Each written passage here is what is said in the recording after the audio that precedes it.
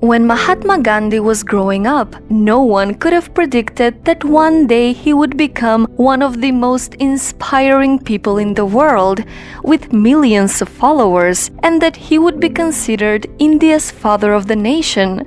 Why? Because he was a very shy and quiet boy who had really low self-esteem. Every day he would run home from school so he wouldn't have to talk to anybody. He was afraid that the other kids would make fun of him. He disliked sports and didn't do very well in school. Although he was good in English, he was average in math and poor in geography, so he was a mediocre student.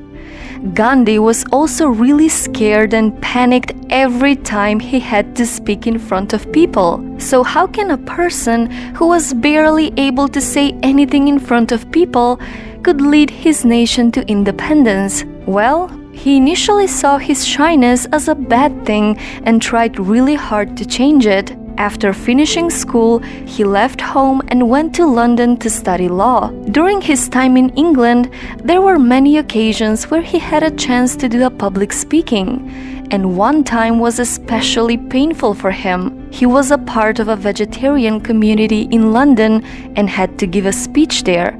He prepared his speech beforehand and rehearsed it many times, but when it was finally time to speak in front of people, after reading one line, he panicked.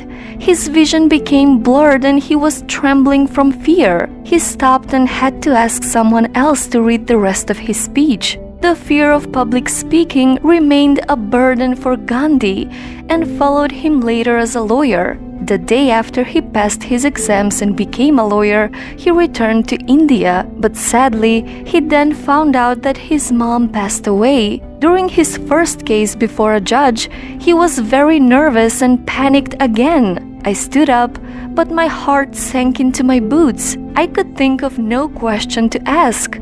The judge must have laughed. Embarrassed and humiliated, Gandhi left the courtroom.